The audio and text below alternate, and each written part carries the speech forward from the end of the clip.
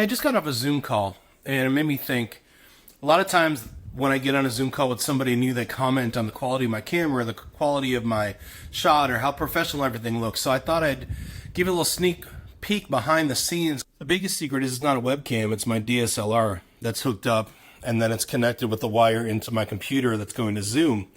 And then I've got my computer connected to my iPad over here, this red cable right here, as an extended display, and I put the zoom on the iPad onto my teleprompter. And why do I do that?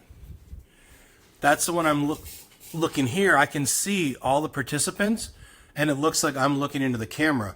Whereas if I didn't have the teleprompter and the iPad set up, I'd be looking over here at my computer, and they'd be looking at the side of my face.